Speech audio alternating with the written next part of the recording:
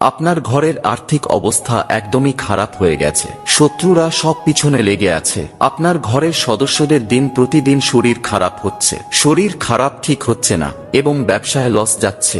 ঘরে একে অপরের সাথে তালমিল ঠিক হচ্ছে না।